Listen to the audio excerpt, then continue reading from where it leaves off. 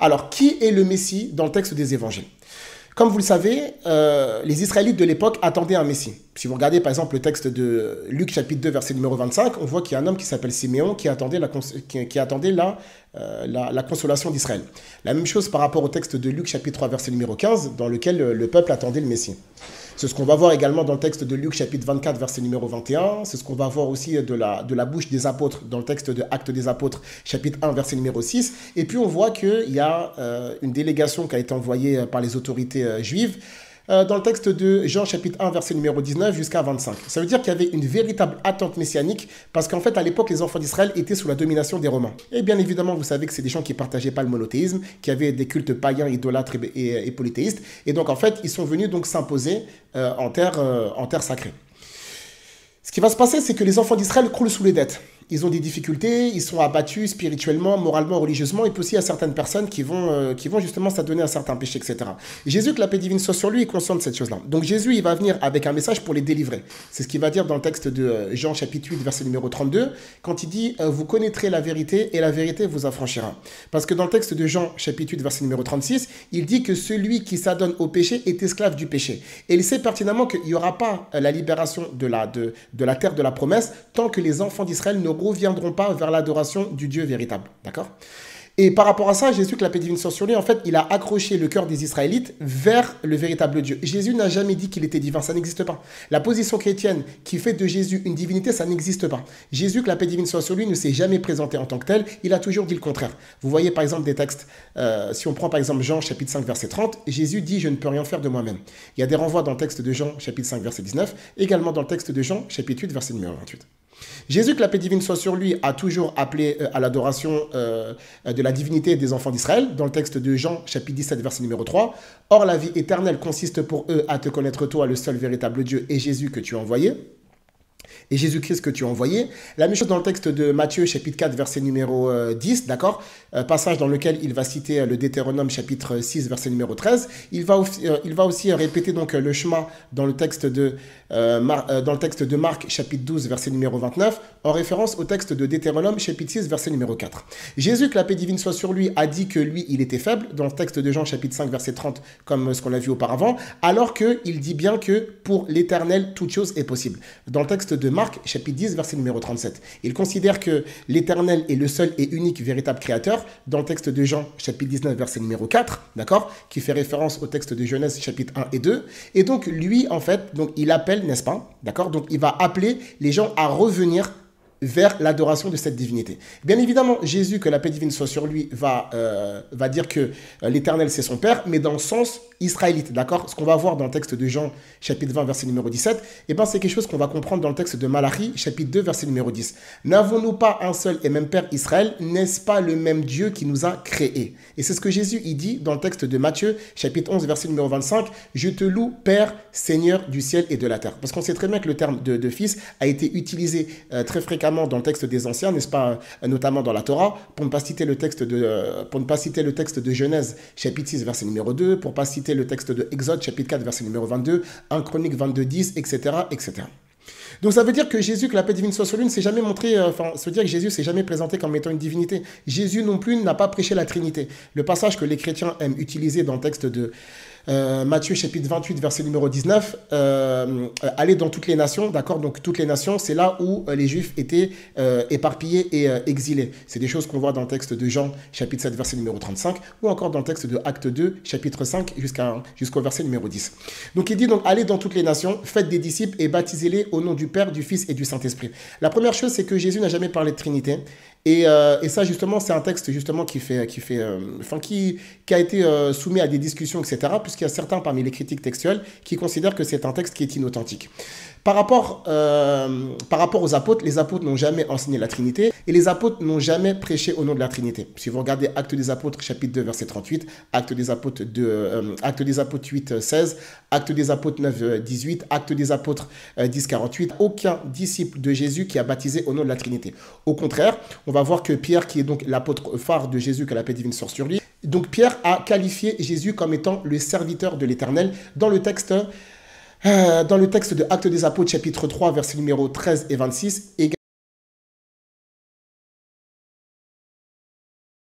Jésus lui-même s'est qualifié comme étant tout simplement quelqu'un qui venait pour adorer Allah subhanahu wa ta'ala dans le texte de Jean chapitre 4 verset numéro 23. Ce qui va se passer, c'est que aujourd'hui, les chrétiens nous disent qu'il y a de nombreuses prophéties qui sont venues pour toucher Jésus. Comme vous le savez, il y a des prophéties qui ont mal été citées, il y a des choses qui ont été coupées, etc., et qui ont été utilisées de manière incorrecte. Si vous regardez bien, par exemple, les 4 évangiles, dans le texte, on va prendre par exemple l'évangile de Matthieu. Matthieu, en fait, c'est un des 4 évangélistes, d'accord? Donc il y a 4 évangiles, l'évangile de Matthieu, de Marc, de Luc et de Jean. Et en fait, chaque évangéliste va donner une figure différente de Jésus. Pourquoi? Parce qu'ils ont chacun un public à convaincre. Si on prend par exemple Matthieu, le public pour lequel il a écrit, c'est des Israélites. Et en fait, il va mettre des éléments en place pour les convaincre que Jésus est le véritable Messie. C'est la raison pour laquelle Matthieu, c'est l'évangéliste qui va en fait apporter le plus de prophéties. Vous regardez par exemple dans le texte de Matthieu chapitre 1, verset numéro 21, il va citer la prophétie de Ésaïe 7,14. Ensuite, il y a Matthieu chapitre 1, verset numéro 23, c'est la prophétie de Ésaïe 9,5. Après, il y a Matthieu chapitre 2, verset numéro 6, où il va citer en fait plusieurs prophéties, notamment celle de Michée ou encore de Zacharie.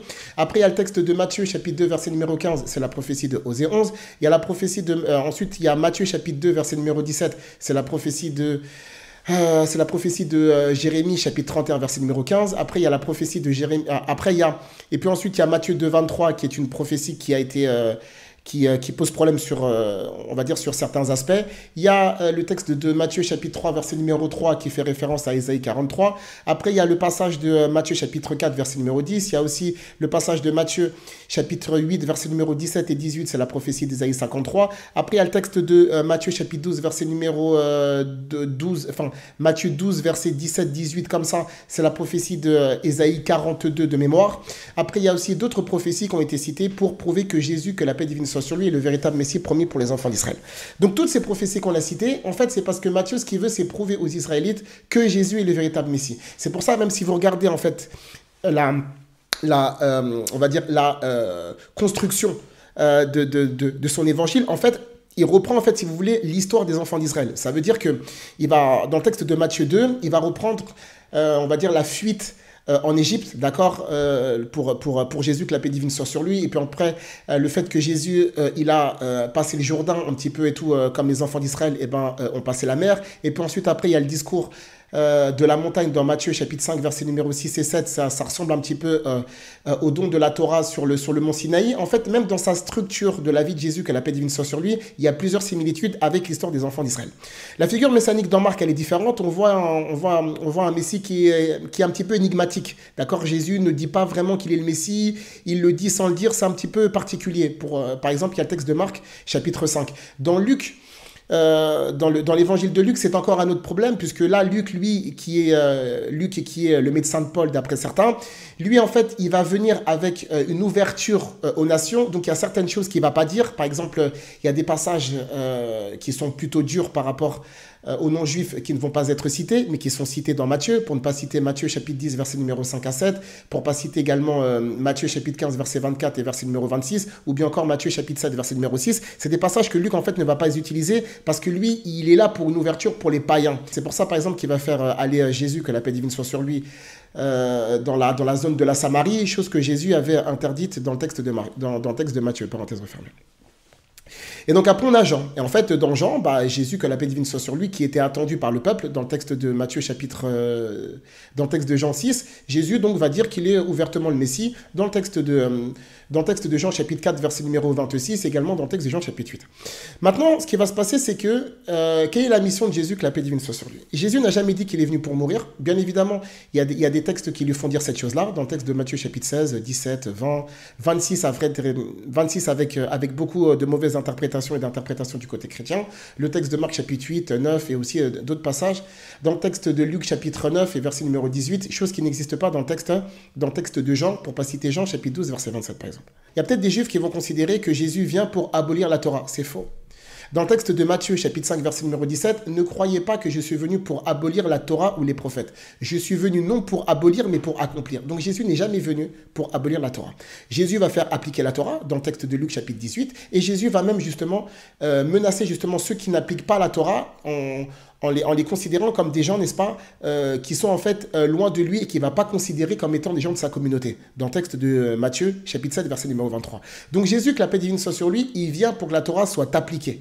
D'accord? Et les chrétiens disent que finalement que Jésus, en fait, il est mort et qu'en fait, sa mort a entraîné l'annulation de la Torah, mais ça, c'est faux. Ça, c'est la prédication paulinienne, notamment dans le texte de Éphésiens, chapitre 2, versets numéro 14 et 15, ou encore des passages, même si c'est un peu... C'est particulier dans le texte de Romains, parce que c'est un petit peu... on a l'impression, des fois, Paul, il valide la Torah, d'autres fois, la Torah, il la valide pas, c'est un petit peu... c'est ambigu, d'accord? On sait que Paul, il s'adapte en fait au public dans le texte de Corinthiens, dans le texte de 1 Corinthiens, chapitre 9, verset numéro 20, et qu'en fait, il s'adapte au public avec les juifs et les juifs, avec les non-juifs, etc. Donc, il s'accorde un petit peu avec son public pour pouvoir récupérer un maximum de personnes. Mais Jésus, que la paix divine soit sur lui, n'a jamais appelé la Torah. Jamais Jésus a dit qu'il est Dieu. Jésus n'a jamais dit qu'il était trinitaire. Jésus n'a jamais dit qu'il abolissait la Torah. Et les passages, entre guillemets, toutes les prophéties là que vous allez trouver. Mais en fait, on sait très bien que c'est des prophéties qui ont été coupées. On sait, si vous regardez par exemple les prophéties qu'ils ont utilisées dans le texte de Matthieu ou bien d'autres prophéties qui sont utilisées dans le texte de Jean, si vous regardez dans le contexte de base, ça n'a strictement rien à voir. Mais ça, c'est les chrétiens ou bien ceux qui ont écrit leur texte qui ont en fait coupé des prophéties pour les mettre dans le texte, d'accord, pour que les gens croient que Jésus est Dieu. Mais ça, Jésus, lui, il est innocent de ça. Par contre, effectivement, Jésus s'est attribué certaines prophéties pour lui. Dans le texte de Matthieu, chapitre 11, Jésus, il va s'attribuer... une prophétie dans le texte de Ésaïe. La même chose dans le texte de Luc, chapitre 4, verset numéro 17 à 32. Jésus va s'attribuer une ou bien plusieurs prophéties dans Ésaïe. Donc, il n'y a pas de souci. Le fait que Jésus se présente en tant que Messie, effectivement, tu as des prophéties qui vont s'attribuer. Mais ça, c'est les gens qui ont dit tout et n'importe quoi derrière. Les gens, en fait, à l'époque, parce qu'en fait, les chrétiens nous disent que Jésus est venu pour mourir et qu'il devait réaliser certaines prophéties. Jésus n'a jamais dit ça. Jamais Jésus a dit qu'il vient pour mourir ou bien pour que son sang soit salvateur pour les nations. Ça n'existe pas, ça. Le Christ, que la paix divine soit sur lui, il a dit qu'il a été envoyé pour les enfants d'Israël uniquement. Dans le texte de Matthieu, chapitre 10, verset numéro 5 à 7, et dans d'autres passages. Jésus n'a jamais prêché l'évangile à un non-juif. Jésus a même qualifié les non-juifs comme étant des chiens. Jésus n'a jamais ouvert le message de l'évangile pour les païens, ça n'existe pas. Effectivement, il a opéré certaines guérisons, d'accord, sur des gens qui n'étaient pas juifs. On voit ça dans le texte de Matthieu chapitre 8, on voit ça dans le texte de Luc chapitre 7, on voit ça dans le texte de Matthieu chapitre 15, on voit ça dans le texte de Luc chapitre... on voit ça dans le texte de Matthieu 15 et aussi dans le texte de Matthieu 7, mais Jésus n'a jamais dit qu'il est sauveur de l'humanité, ça n'existe pas. Ça n'existe pas, ça. Et même et les apôtres de Jésus n'ont jamais compris ça. Si vous regardez le texte de Actes des Apôtres 10.42, Pierre, qui est le leader phare des apôtres de Jésus, il a dit « Jésus nous a envoyé prêcher au peuple ». Il n'a pas dit qu'il nous a envoyé prêcher partout. Ça n'existe pas. Ça, c'est la conception chrétienne. Les passages qui sont utilisés par les chrétiens pour prouver que Jésus a ouvert son message, mais ça, c'est des incompréhensions chrétiennes. Les passages qui se trouvent dans le texte de Matthieu, chapitre 24, verset 14. Les passages de Matthieu 26, 10. Le texte, par exemple, de Marc, chapitre 13, verset 9 de mémoire, le texte de Marc, chapitre 14, 10. Les passages utilisés dans le texte de Luc, chapitre 24, verset numéro 44 à 47. Et les autres passages utilisés, Jean 12, 32, Jean 12, 47, mais ça, c'est des incompréhensions chrétiennes. C'est pas Jésus qui a dit ça, que la paix divine soit sur lui. Jésus n'a jamais dit que sa mission, c'est de venir pour mourir pour le péché du peuple. Jamais. Il n'y a aucun Israélite de l'époque qui a cru ça. Aucun parmi les Israélites n'attendait ça. Il n'y a aucun Israélite qui attendait un Messie qui vient pour mourir simplement pour le péché des nations. Ça n'existe pas. Jésus, que la paix divine soit sur lui, a été en fait attendu comme étant le sauveur et le libérateur d'Israël. C'est ce que vous voyez dans le texte de Matthieu 21, par exemple. Et les gens de l'époque l'ont considéré comme étant un prophète. Dans le texte de Matthieu, chapitre 21, verset numéro 11, c'est ce qu'on va trouver aussi dans Matthieu 21, 44, 45, comme ça. Et Jésus lui-même s'est présenté en tant que tel, dans le texte de Jean, chapitre 4, verset 44. Donc les gens savaient que c'était un prophète qui vient pour les aider à reprendre le contrôle et reprendre justement la gloire des enfants d'Israël. Non pas pour venir pour mourir. La mort de Jésus, que la paix divine soit sur lui, c'est une catastrophe, c'est un cataclysme pour les pauvres. Est-ce que vous comprenez ce que je suis en train de dire? Ce que les gens, ils attendaient, c'est Jésus qui les aide à se sortir et reprendre justement l'ascendant sur les Romains. C'est ça. Ce qui va se passer, c'est quoi? C'est que dans le peuple, il y a division par rapport à lui. Dans le texte de Jean, chapitre 6, les gens, en fait, ils ne sont pas d'accord. Certains, ils le considèrent comme le prophète, d'autres, ils le considèrent comme autre chose, comme étant quelqu'un d'autre. Il y a des personnes qui le considèrent comme fou, etc. C'est pour ça que Jésus, souvent, il va prendre la température. Notamment dans le texte de Matthieu 16. Jésus, en fait, il va demander aux gens, qu'est-ce que les gens disent de moi? Et ensuite, après, les apôtres, ils répondent. Il y a des gens qui pensent que tu es un tel, que tu es un tel, et un tel. Et en fait, on voit qu'il y a une grosse division. Donc, c'est-à-dire que Jésus, que la paix divine soit sur lui, il est soutenu par une foule, d'accord? Ce qu'on va trouver dans le texte de Jean 11, par exemple, dans le texte de Matthieu 21. Mais il y a d'autres personnes qui sont réfractaires à son message, qui ne veulent pas suivre. De l'autre côté, Jésus, il est opposé à un autre problème, c'est les autorités juives de l'époque. Le problème, c'est que les autorités juives, Jésus, en fait, il dit que c'est des gens qui ont de la science. Dans le texte de Matthieu, chapitre 23, verset numéro 2, par exemple. Ce qu'il va leur reprocher, c'est de cacher ce qu'ils savent. Dans le texte de Luc, chapitre 11, verset numéro 52. Donc Jésus, il va reprocher à ses autorités de dire des choses qu'ils ne font pas. La même chose dans le texte de Matthieu chapitre 16, verset numéro 6. Et c'est ce qu'il va dire aussi dans le texte de Matthieu chapitre 7, verset numéro 15 et 16. Ici, là, les faux prophètes, c'est les faux docteurs qui égarent le peuple d'Israël. Jean dont Jésus il parle aussi dans Jean 10. Chez eux, en fait, et chez les autorités, en fait, il y a des gens qui connaissent les textes. Et en fait, eux aussi attendent le Messie, dans le texte de Matthieu chapitre 2, verset numéro 6. Le problème, c'est que les autorités, en fait, elles ne sont pas d'accord. Tu vas trouver, par exemple, que parmi les pharisiens, il y en a un qui a cru en lui, par exemple. Dans le texte, par exemple, Nicodème, dans Jean 3. Il y a d'autres personnes qui ne veulent pas croire en lui, dans le texte de Jean chapitre 9, par exemple. Il y a divergence, en fait. Il y a une pression aussi, donc on va dire une pression sociale qui est mise sur les gens, en disant que s'il y a quelqu'un qui croit en Jésus, il va être exclu de la synagogue.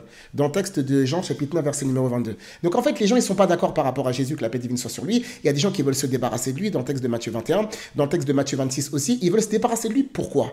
Parce qu'il y a des gens qui profitent du peuple à l'époque. C'est ce que vous allez voir si vous lisez le texte de Matthieu 23. Ils profitent du peuple, etc. Ça se lit aussi dans, dans le texte de Matthieu 6. Ils profitent du peuple, ils prennent de l'argent, l'héritage, l'argent, etc. Tout ça. Et donc, eux, ça ne les arrange pas, Jésus. Parce que Jésus, c'est l'ami du peuple, que la paix divine soit sur lui. Si vous lisez, par exemple, le texte de Matthieu, chapitre 9, versets numéro 12 et 13, par exemple, vous allez voir que Jésus, que la paix divine soit sur lui, il vient en tant que miséricorde, il reste avec les gens, etc.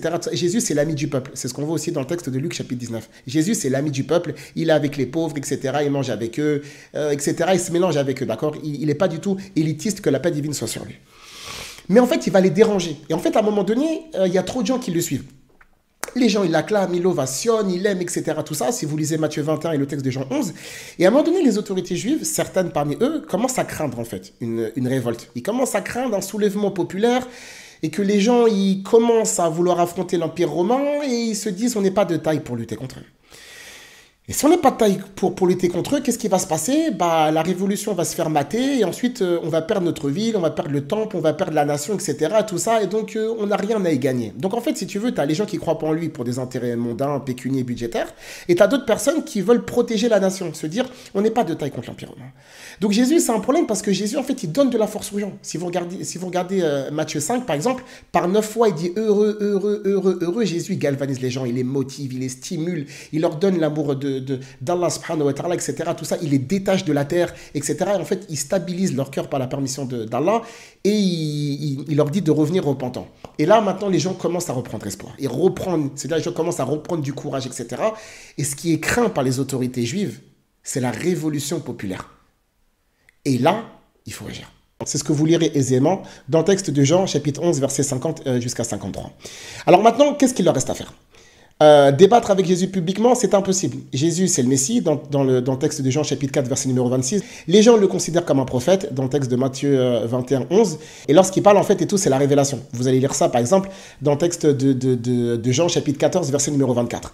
Et donc, en fait, ils ne peuvent pas parler avec lui. Surtout que Jésus, c'est quelqu'un qui est très autoritaire. Si vous regardez dans le texte de Matthieu, chapitre numéro 21, également dans le texte de Marc, chapitre 11, et pour finir, dans le texte de Jean, chapitre 2, Jésus, en fait, il rentre dans le temple de Jérusalem, et en fait, il va chasser les brigands, il va chasser les corrupteurs, etc. Et Jésus s'impose, et Jésus est charismatique, Jésus a une prestance très forte et une personnalité solide. Donc c'est difficile de le déstabiliser. Il y a des gens qui ont essayé et ils ont lamentablement échoué. C'est ce qu'on va voir par exemple dans le texte de Jean ou encore dans le texte de Matthieu, chapitre numéro 22. Et les gens, en fait, sont admiratifs de Jésus, que la paix divine soit sur lui. C'est ce que vous allez lire dans le texte de Marc, chapitre numéro 1, vers les versets 20 jusqu'à 22 de mémoire. Et c'est ce que vous allez lire aussi dans le texte de Jean, chapitre 7, verset numéro 15 à 16. Donc, en fait, les gens, ils l'écoutent avec énormément d'amour, énormément d'admiration. Jésus, c'est quelqu'un d'extrêmement populaire et de très éloquent.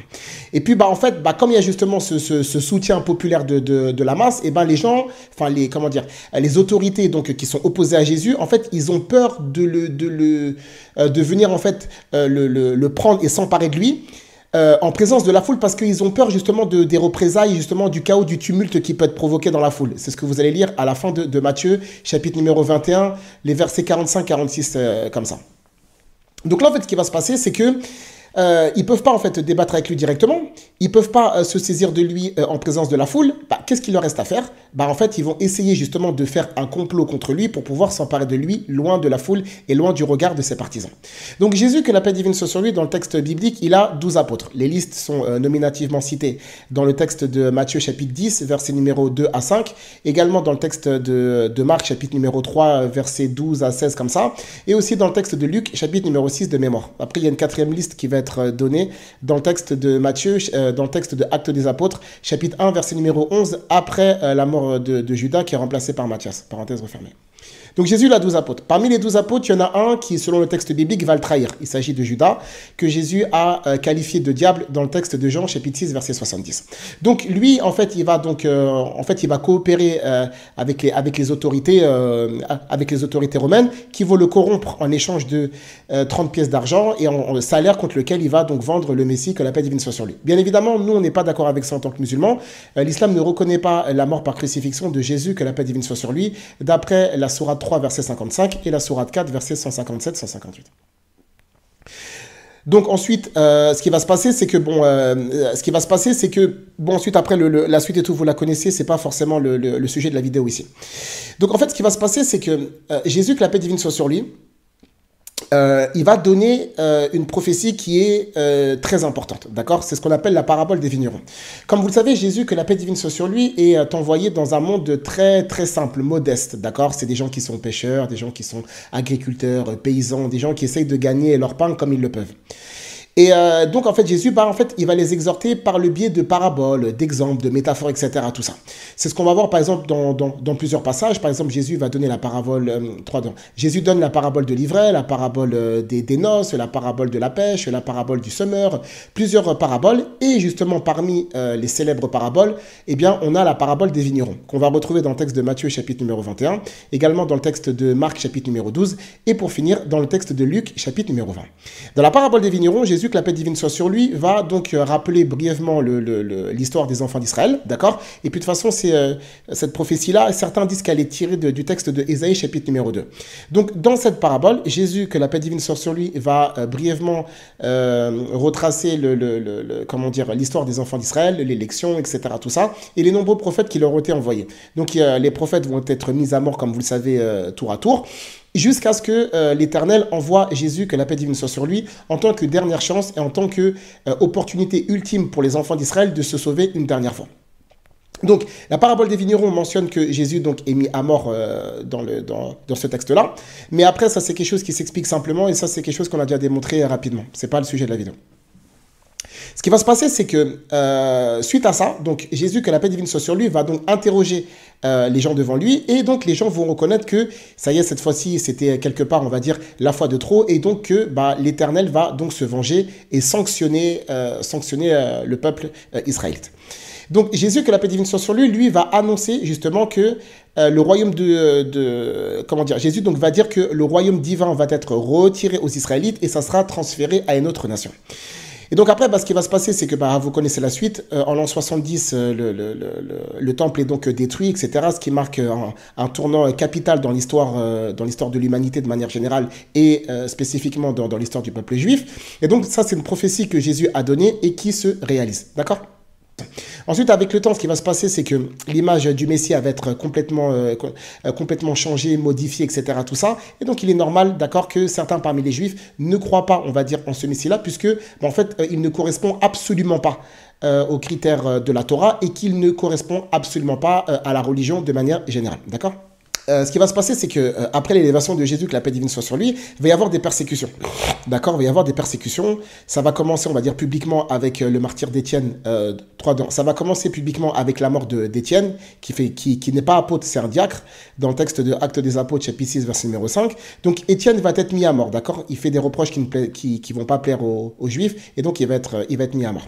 S'en suivra donc des persécutions dans la ville de Jérusalem, et ensuite, après, les disciples vont commencer à partir à droite, à gauche, dans le texte de Actes des Apôtres, chapitre numéro 8.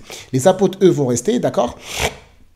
Les apôtres vont rester, et ensuite, bon, après, il y a juste Pierre et Jean qui vont descendre en Samarie, parenthèse refermée. Et ensuite, ce qui va se passer, c'est qu'il y a l'arrivée de Paul, d'accord? L'arrivée de Paul qui va commencer dans le texte de Actes des Apôtres, chapitre 9, et aussi c'est relaté dans le texte de Actes des Apôtres 22 et 26, c'est ce qui va marquer, d'accord, un immense tournant dans l'histoire messianique. Mais ce qu'il faut savoir, c'est que les apôtres de Jésus, que la paix divine soit sur lui, n'ont jamais enseigné la divinité de Jésus. Si vous prenez le texte de Actes des Apôtres, chapitre 3, verset numéro 26, Actes des Apôtres, chapitre 4, verset numéro 27 et 30, ils disent clairement que Jésus, c'est le serviteur de l'Éternel. D'accord? On ne va pas au-dessus de ça. Les apôtres, ils sont venus, ils ont présenté Jésus comme étant celui qui devait délivrer Israël dans le texte de Actes des Apôtres, chapitre 4, verset numéro 12, d'accord? Et les apôtres, d'accord, ils ne vont pas prêcher les non-juifs, d'accord, d'après ce que les chrétiens ont compris. Là où, effectivement, on va voir Pierre qui va aller voir un craignant Dieu, c'est dans le texte de Actes des Apôtres, chapitre numéro 10. Ce qu'il faut savoir, c'est que dans le texte de Actes des Apôtres, il y a 3 clés majeures. Il y a 3 moments majeurs dans les Actes des Apôtres. Un avec Pierre dans Acte 10, un avec Paul dans Acte 13 et un autre avec Jacques dans Acte 15. Ce qui va se passer, c'est que dans Acte 10, Pierre, d'après le texte, aurait eu une vision et donc il va aller donc prêcher un craignant Dieu. Mais celui qui va réellement ouvrir, c'est Paul.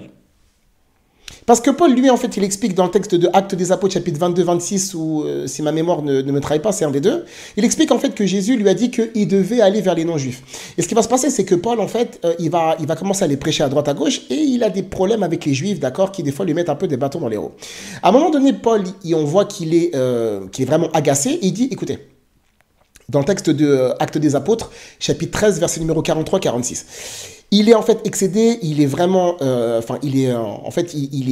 comment dire, et en fait là dans ce passage-là, on voit que Paul il est agacé. Ce qu'il va dire aux Juifs, il va leur dire, écoutez, de base la promesse elle est pour vous, mais on va dire, étant donné que vous voulez pas de ça, vous voulez pas croire, vous rejetez, vous refusez, dans ces conditions, on va se tourner vers les païens. Et là lui ce qu'il va faire, c'est qu'il va utiliser une prophétie qu'il y a dans Ésaïe 42:6 et dans Ésaïe 49:6. Et là, ce qu'il va faire, c'est que là, en fait, à partir de ce moment-là, il y a l'ouverture. Donc après, il va prêcher dans le texte de Actes des Apôtres 14. Et ensuite, il y a le Concile de Jérusalem dans Actes des Apôtres, chapitre numéro 15. Dans ce Acte des Apôtres, chapitre numéro 15, il y a Jacques, d'accord, qui va utiliser la prophétie de Amos 9:9. Donc Amos, chapitre 9, verset numéro 9, pour montrer qu'il y a ouverture pour les nations, etc., etc.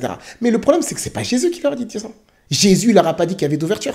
Parce qu'il n'y a aucun apôtre qui avait compris ça de base. Alors après, maintenant, subitement, presque 20 ans après l'élévation de Jésus, il y a des visions, il y a des conciles, etc. Mais de base, ça n'existait pas, ça. Si les apôtres avaient réellement reçu l'ordre d'aller prêcher à tout le monde, ils l'auraient fait directement après l'élévation de Jésus. Ils l'auraient fait directement. Ils n'auraient pas attendu quasiment 20 ans pour y aller. Ça n'a absolument pas de sens. Ça n'a pas de sens, en fait, techniquement. Et donc, ce qui va se passer, c'est que c'est là où, en fait, on va commencer à voir l'ouverture, les païens, etc., toutes ces choses-là. Mais du temps de Jésus, ça n'existe pas, ça. Hein, ça n'existe pas. Donc, en fait, en réalité, on est face, en fait, à un Messie qui a été inventé. On est face à une figure messianique qui a totalement été transformée, altérée, falsifiée, etc., tout ça. Mais de pas, Jésus n'a rien à voir avec le Messie que vous entendez aujourd'hui. Jésus, que la paix divine soit sur lui, c'est le Messie promis pour les enfants d'Israël. Il ne touche pas à la Torah, il ne touche pas à la divinité. C'est pas quelqu'un qui va changer les prophéties, etc. Tout ça. Le but est clair, la mission est claire. Le chemin l'est tout autant. Mais c'est les gens qui ont transformé. Donc effectivement, Jésus est le Messie promis pour les enfants d'Israël. Mais comme les gens ont refusé de le croire, eh ben, Jésus, que la paix divine soit sur lui, donc prophétise la destruction du temple. Et ensuite, c'est un tournant historique. 3, 2, 1. Et ensuite, c'est un tournant historique dans l'histoire du peuple juif. Et la suite, vous la connaissez. Donc là, en fait, ce qui va se passer, c'est quoi ? C'est que les Juifs, vous en fait, là, vous attendez un Messie. Pourquoi? Parce que vous, en fait, vous considérez tout simplement pas Jésus comme étant le vôtre. Mais de base, ça l'était en réalité. D'accord? Et se dire que tout ce qui va se passer après, en fait, c'est des modifications, des falsifications, et c'est une transformation de la figure messianique. Mais le véritable Messie, c'est Jésus. Que la paix divine soit sur lui. Alayhi salatu salam. Après, ce qui va se passer, tout comme vous le savez, c'est que Jésus, donc, il est donc élevé, et puis ensuite, après la suite, vous la connaissez, la religion va commencer à changer, etc., etc. Donc ça, c'était une petite vidéo, Inch'Allah, c'était une vidéo de sensibilisation pour juste parler un petit peu de l'image de Jésus, que la paix divine soit sur lui, défendre son honneur et exposer la vérité d'après les textes bibliques. Après tout, juste pour ajouter, si on regarde par exemple dans le texte biblique, on voit que Jésus, que la paix divine soit sur lui, à plusieurs reprises, il explique que sa mission, c'est pas de venir mourir, et il y a plusieurs versets qui démontrent catégoriquement que Jésus, que la paix divine soit sur lui, était convaincu de ne pas partir sur la croix du supplice, etc. Même si la suite de l'évangile le dit, il y a des éléments, il y a des indices qui montrent que l'histoire s'est passée différemment avec la permission d'Allah subhanahu wa ta'ala. Donc j'espère, Inch'Allah, que cette vidéo vous sera utile, bénéfique et profitable. On essaiera, Inch'Allah, d'en refaire une autre dans les jours à venir, Inch'Allah. On espère que vous aurez pu apprendre des choses et puis aussi que ça aura permis de pouvoir corriger certaines incompréhensions et pourquoi pas, Inch'Allah, en discuter avec les étudiants juifs de chez vous, Inch'Allah, pour qu'on puisse comparer les textes et faire jaillir la vérité ensemble avec la permission d'Allah subhanahu wa ta'ala. J'espère que cette vidéo aura été utile et bénéfique pour tout le monde. Barakallahu fikum wa salam alaikum. Merci à tous de l'avoir suivi. On se donne rendez-vous Inch'Allah pour la prochaine vidéo. Barakallahu fikum wa salam alaikum.